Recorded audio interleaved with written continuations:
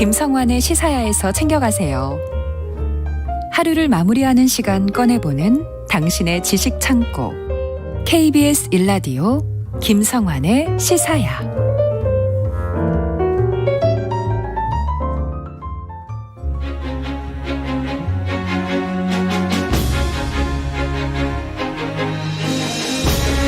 문화재청이 천마총 발굴 50주년을 기념하는 공모전을 개최하고 있습니다. 내년으로 예정된 천마총 발굴 50년을 기념하고 그 의미를 되새기기 위한 상징표를 찾겠다는 건데요.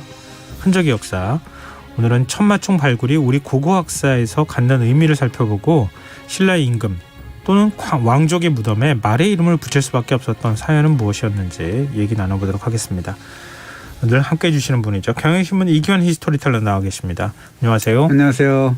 일단 기뻐하실 만한 소식을 먼저 전해드리겠습니다. 예. 저희 청취율조사 기간에 저희 청취자분들 지식을 충전해 주는 코너가 뭔지 이걸 좀 문자를 받았거든요. 의견을. 예. 1등 하셨어요. 아, 고맙습니다. 흔적의 역사가 1등 했습니다. 예. 아이고 뭐 고맙습니다.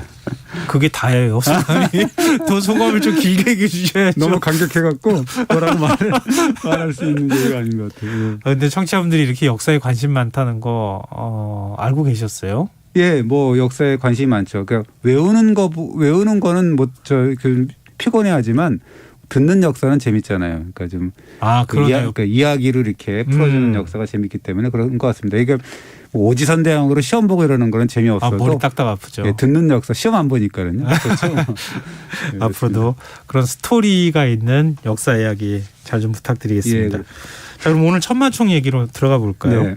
천마도가 출토가 되면서 천마총이 됐다. 막 그렇게 많은 분들이 알고 계실 네, 거예요. 그렇습니다. 그래서 이 고분에서 보면 금관을 비롯해서 금제 허리띠, 순금제 뭐 이런 것들이 황금 유물이 출토가 됐고요. 그리고 사실 금관은 일제 강점기에 출토된 금관총이라든가 금령총, 서봉총 금관에 의해서 네 번째고 그리고 해방 이후에 우리 손으로 발굴한 것 중에서는 첫 번째 금관이거든요. 네. 그리고 또 크기도 가장 크고 또 굉장히 화려합니다. 이 천마총 금관이. 그래서 그렇게 뭐 그런 금관으로 꼽히는데요. 이 천마도도 국보지만 금관이나 허리띠 그다음에 관모 이런 것들도 그 4점이나 국보가 되고 6점이 보물로 지정이 되어 있죠.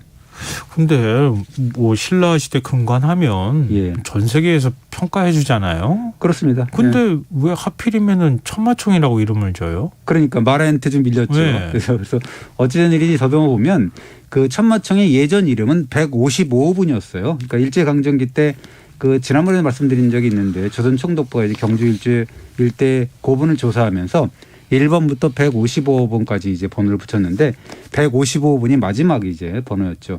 그래서 1973년 발굴 때 원래 계획은 이 155번이 아니고 이 다른 호분이었습니다. 그래서 이 155번은 이런 일종의 시험 발굴이었다라고 볼 수가 있는 거죠. 그러니까 우리 경주 가면 대릉원이라고 있잖아요. 네, 대릉원이. 거기에 있는 고분들을 이렇게 번호를 다 붙여가지고 예. 발굴을 이렇게 하려고 했는데 예.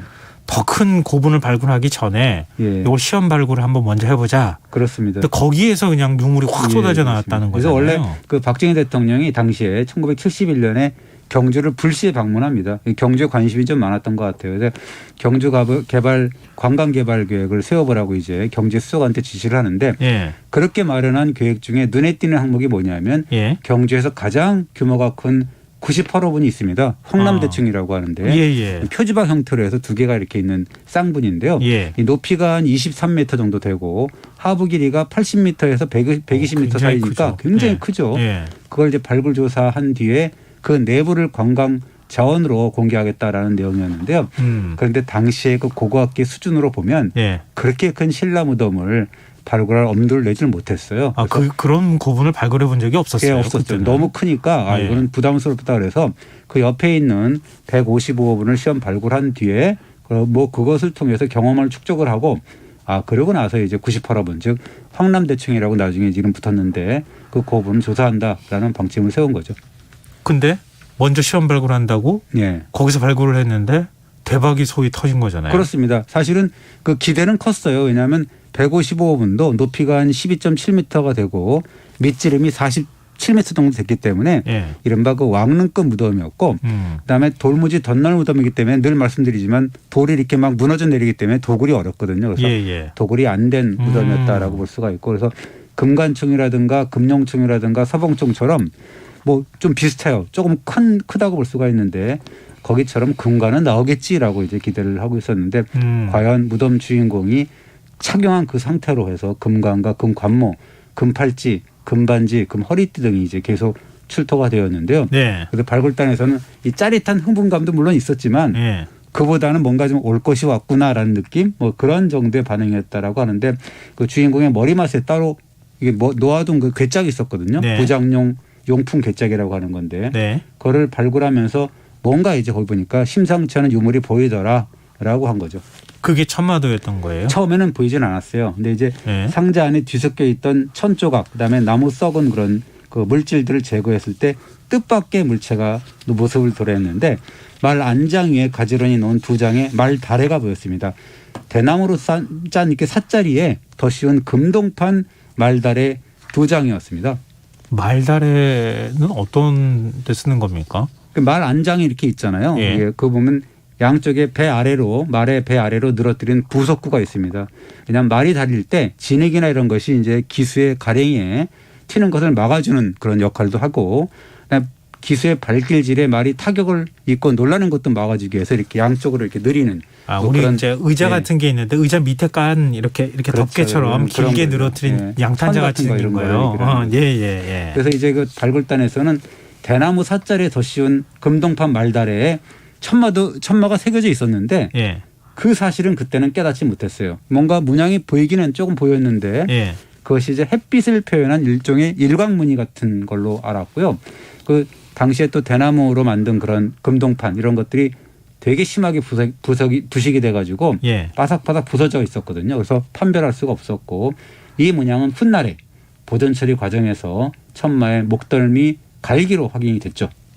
그러면은 말다래에 있는 말다래에 뭔가 문양이 있는데 그걸 나중에 확인해 보니까 천마도였다. 예. 뭐 이렇게 되는 거예요? 아니 그때 처음에 발견난 거는 금동판 말다래였는데 예. 거기에도 천마도가 새겨져 있었는데요. 예. 그건 발견을 못했던 거죠. 그럼 그러니까 어디서 나온 거예요? 그러니까 이게 이제 그 말다래 천마도 문양이었던 건 몰랐고 예. 원래 이제 그 금동판 말다래를 꺼내야 되는데 예. 이걸 굉장히 조심스럽게 꺼내야 되는 거죠. 잘못 손댔다가는 아이고 부스러지면 큰일이죠. 부스러지고 그러니까 큰일 나는 거죠. 그래서 분무기라든가 이발소용 드라이기를 이용해서 그 유물에 약품도 이렇게 칠하면서 뭔가 어떤 말리기도 하고 그런 과정을 반복해서 유물을 단단히 굳히는 경화 처리를 일단 그렇죠. 해야 돼요. 예. 근데 이제 거기서 또 발굴단이 꿈에도 생각하지 못했던 그런 또 돌발 변수가 생기는 거죠.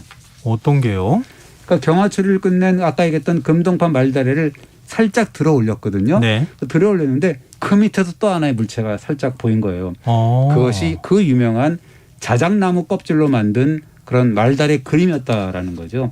그러니까 부식 물질이 가득 차 있어가지고 그 아래 유물이 보이지 않았다는 겁니다. 예. 그러니까 그 경화 처리를 끝낸 금동판 말다리를 조심스럽게 딱 열어 올려 보니까 네. 그 밑에서 또 하나의 말다리가 자작나무 껍질로 만든 말다리가 보인 거예요. 예. 그리고 그 말다리가 두 장이 겹쳐져 있었어요. 예. 그러니까 이제 그 말 왼쪽 아래 뭐 오른쪽에 이렇게 한 장씩 이렇게 있으니까 예. 한 벌이잖아요. 예. 그 두 장이 딱 겹쳐서 나온 거죠. 그래서 판 위에 부식 물질을 일단 제거를 해보니까 강렬한 채색 그림이 드러나기 시작한 거죠. 여기서 또 불싸하고 또 그 발굴단에서 비명이 터지는 거죠. 왜요? 뭘 또 잘못했습니까? 자작나무 껍질 말다래를 딱 봤는데 예. 위쪽 일부가 훼손이 됐어요. 예. 왜 그러냐 했더니 그 위에 있던 금동판 말다래가 있었다 그랬잖아요. 예. 거기를 이제 경화 처리한다고 그 뿌린 약물이 그 자작나무 밑에 있는 자작나무 말다래 거기에 침투가 돼버린 거예요. 그러니까 흘러내렸구나. 끝까지 들어간 그런 약물이 자작나무 나무판하고 그다음에 그 위에 부식물하고 엉겨 붙어가지고 새카맣게 일부가 타버린 거죠. 이게 변하게 버린 거죠. 그래서 사실은 이 고고하게 이 경험이 굉장히 중요하다는 게 이런 걸 보면 알 수 있는 거잖아요. 그때 예. 좀 서툴러 가지고 아마 그랬을 것 같긴 한데. 꿈에도 생각 못했다라고 하더라고요. 근데 천마도를 보면 그래도 그림은 굉장히 선명한 것 같더라고요. 그렇습니다. 이 천마도를 그린 그 자작나무 말다래 그것이 두 장이 겹쳐져 나왔다 그랬지 않습니까? 네. 그 위에 있던 천마도는 아까 얘기했던 경화 처리 그 약품 때문에 일부가 손상이 돼 갖고 뭔가 좀 뭐 훼손돼 가지고 좀 예. 흐릿하게 보이는데 예. 그 밑에 있는 또 다른 한 장의 말다래 그거는 상대적으로 깨끗하거든요. 예. 우리가 잘 알고 있는 천마도 그것은 두 장 중에 밑에 이렇게 있었던 가장 밑바닥에 예, 있었던 그런 거. 그 천마도입니다.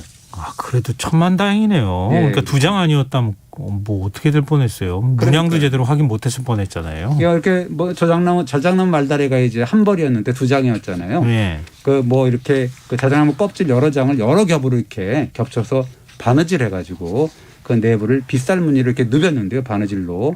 가장자리는 가죽을 둘러서 깨무고 또 내부에는 또 하늘을 나른 백마를 가득하게 이렇게 그렸고 예. 가장자리엔 꽃그림이 천마를 향해 배치되는 굉장히 아름다운 그 아주 뭐 이렇게 활기 넘치는 뭐 그런 신비로운 그런 천마를 그렸죠. 그 말그림을 교과서에서 보고 많이 봤는데 뭐 네. 어떻게 표현할지 모르겠어요. 이렇게 말 갈기가 이렇게 있고 예. 구름 위를 이렇게 막 날아가는 승천하는 것 같은? 것처럼 뭐 예, 그렇게 돼 있죠. 예. 그래서 이 당시에 발굴단장이던 김정기 박사가 이게 그 금관 벌굴 때는 뭐 나올 걸 좀 나온 것 같아 이렇게 좀 쿨한 표정으로 뭐 해봐. 이미 그러고 여러 차례 예. 나왔으니까. 그 작업을 지시했는데 예. 천마도 2장을 딱 보고서 이제 눈빛이 달라졌다라고 이제 표현을 합니다. 직접 붓과 소를 들고서 천마도 말달에 부식물을 털어가면서 이렇게 입을 앙다 물었다가 뭐 풀었다가도 하고 신음소리도 끙끙 내고 뭐 하하하는 또 감탄사도 숨기지 않고 뭐 그런 그 후일담이 이렇게 전설처럼 남아 있습니다. 이거 뭐 제가 드라마하긴 좀 그렇지만 예. 막 이렇게 해서 여기 뭐 있습니다. 그러니까 저리 가. 그럼 내가 할게. 그래서 직접 붓질을 조심스러우니까 네, 하는 붓질을 거지. 직접 하셨다는 예, 거잖아요. 그렇습니다. 그러면서 너무 기쁜 나머지 감탄사를 연발했다는 건데 근데 금관보다 천마도를 천마도가 발굴된 걸 더 기뻐할 만한 이유가 있었을까요? 뭐 아까도 말씀드렸지만 금관은 이미 3점 나왔다라는 거고 처음이 중요하잖아요. 처음이. 그때까지 신라에서는 벽화 거분이 보이지 않았거든요.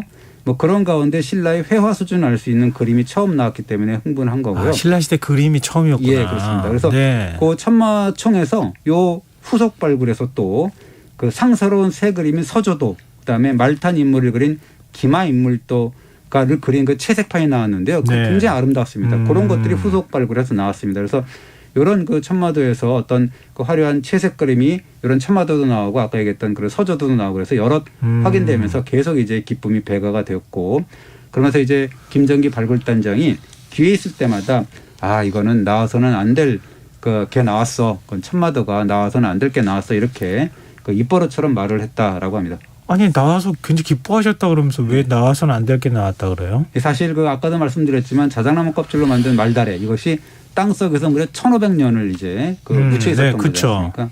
출토 당시에는 나무 껍질의 형태를 잘 유지하고 있지만 네. 실상은 모두 부식되어 있는 거거든요. 아. 그리고 여기저기 또 틈이 갈라져 있고 그런데 이런 상태에서 조금이라도 공기에 조금 더 노출이 되면 큰일 납니다. 왜냐하면 유물 틈에 그 녹아든 습기가 말라버리면은 색깔도 금방 옅어지고 판 자체가 갈라지고 그다음에 완전히 쪼그라들고 말거든요. 그래서 천마도 자체가 흔적도 없이 사라질 수밖에 있다라는 우려가 있었던 거죠. 그리고 그 당시 1970년대 당시에는 뭔가 유물을 제대로 수습하고 보존 처리할 기술이 지금보다는 굉장히 부족했거든요. 필요한 거죠. 그렇군요. 그래서 공기하고 접촉하면 안 된다 이런 얘기들을 하는 건데 어떤 자칫 다 그냥 훼손이 될 수 있으니까 걱정돼서 한 말이네요. 그래서 이제 발굴 현장에서 굉장히 노심초사를 했다라고 합니다. 이런 유물을 어떻게 빨리 그다음에 무사히 드러내고 어떻게 유지하고 이동시킬 것인가 이것이 초미의 관심사였는데 고심의 고심을 거듭한 끝에 묘안을 짜는 게 뭐냐면 이렇게 쫙 이렇게 밑에 깔려 있으면서 막 이렇게 떡이 돼 있었을 거 아니에요. 네, 그렇죠.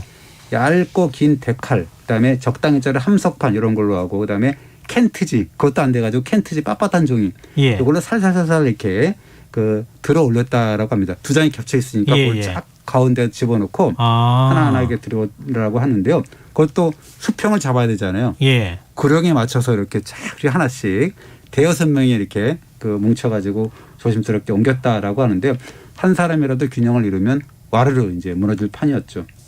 불면 날아갈세라 만지면 터질세라 이 말이 딱 맞는 상황이네요. 그렇습니다. 그 당시에 여러 명이 수평을 잡아가면서 유물을 옮기는 그런 사진들을 보면 뭔가 긴장감, 급박감, 압박감 이런 것들이 절박감 이런 것들이 느껴지는데요. 그렇게 해서 1500년 만에 모습을 드러낸 천마도 2장 천신만고 끝에 무사히 이제 보존 상자로 들어가게 되는 거죠. 근데 그래도 그 지금 이제 금동판이 말다리가 하나 있고요. 그리고 이 자작나무로 만든 게 2장이 있었다고 했잖아요.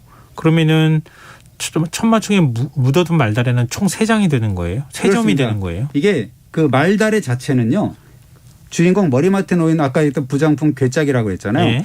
맨 위에는 뭐가 있었냐면 대나무 사자리에 더 씌운 금동판 말다래가 한 벌이 있었고 예. 그 밑에는 자작나무 껍질로 만든 그런 한 벌이 또 있었고 예. 바로 또 그 밑에 뭐가 있었냐면 오칠제 한 벌이 있었어요. 그러니까 또 총, 있어요? 예, 총 6장이에요. 세 벌 6장이니까 뭐냐면 이것은 말 3마리분의 말 한 장 말다리가 고스란히 나온 거죠. 아, 한 장, 그러니까 두 장이 한 세트니까. 예, 그렇습니다. 막 그림은 6장이 좌우로 있는 이렇게 거네요. 돼 있으니까 예, 그런 예. 거죠. 그러니까 3마리분의 말 갖춤새가 세트로 나온 셈이다라는 건데 당시에 발굴 당시에는 그 이 말다리 3벌 6장 중에서 자작나무째에서 2장만 그렇게 모습을 드러낸 거다라고 할 수가 있는 거죠.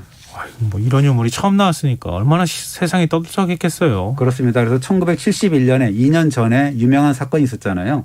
그 모령왕릉 발굴 때 예. 기자들을 통제하지 못해가지고 유물을 하룻밤 사이에 이렇게 해치우는 불상사, 흑역사를 겪었지 않습니까? 그래서 네네. 천마총 발굴 때는 그 모령왕릉의 전체를 밟지 않으려고 비공개로 이제 진행을 했거든요. 그럼 기자들 안 갔어요 그때는? 아, 왜 안 갑니까? 그러니까 뭐 몰려들어가지고 대단했죠. 그래서 망원기까지 동원해서 발굴 현장을 스캔을 하는 거는 이제 애교로 봐줄만 하는데 예. 낮은 폭으로 이렇게 현장을 들어가서 사진을 찍어갔는데 그것도 모르고 이렇게 발굴했다라는 그런 일설도 있고요. 예. 그다음에 금동제 고리자루 큰 칼이 나왔는데 이거를 실납한 금지팡이가 나왔다라고 해서 또 오보를 낸 일도 있었다라고 합니다. 가장 기막힌 에피소드는 이 전화국 교환수가 정보를 누설한 기사가 유명합니다. 일면 톱으로 뭐 기사를 쓴 게 하나 있어요. 아니 기자가 교환수를 어떻게 이렇게 한 거예요? 이게 원래 그 발굴단에서는 중요 조사 사항이 있으면 유선 전화로 그렇죠. 예. 그 서울의 그 시대는 문화재관리국으로 보고를 했는데 예. 보안을 우려해서 이불까지 뒤집어 쓰고 전화를 했다라고 해요. 예. 근데 어찌된 일인지 보고 사항이 마치 현장 중계하듯이 특정 신문에만 잇따라 보도가 되고 있더라라는 거죠. 그래서 발굴단 내부에서는 기자 끈앞풀이 있는 거 아니야라고 서로 의심하고 뭐 좀 분위기가 좀 험악했다라고 하더라고요. 곧 진상이 밝혀졌는데 뭐냐면 당시에는 전화를 걸려 그러면 전화국의 교환수를 통해서만 통화 가능했잖아요. 70년대니까 몇 번 연결해 주세요. 그럼 교환수가 이렇게 꽂아주잖아요. 꽂아주고 그러죠. 알고 보니까 그 전화국의 교환 실장이 특정 신문의 부인이었다라는 거예요. 그런 부인이 그 내용을 다 알아가지고 남편인 기자한테 고스란히 이제 일러 바친 거죠. 그래서 이제 일면 톱으로 기사가 나왔는데 한번 그 일면 톱이 뭔지 한번 나중에 말씀드려볼게요. 어쨌든 그런 그 지금 같으면 상상도 못할 일이죠. 정말 도청한 거예요. 예? 도감청한 거예요. 네, 도감청한 거. 이런 시행착오를 겪고 나서 이런 좀 도를 지나친 취재 경쟁은 줄어들었죠. 근데 천마도의 그 동물이 말이 아니라 기린이라고 하는 주장도 있었죠. 예, 1990년대 어느 연구자가 논문을 썼는데 이 말다리에 그려진 그림이 천마가 아니라 기린이다라고 하는 건데 기린은 지금의 뭐 아프리카 기린이 아니라 네. 성인의 세상에서 나타난다는 상상의 동물입니다. 그래서 이 천마도의 동물도를 보면 뿔 같은 형상이 있는데 이것이 고대 문헌에 기록된 기린의 특징이다라는 주장이었거든요.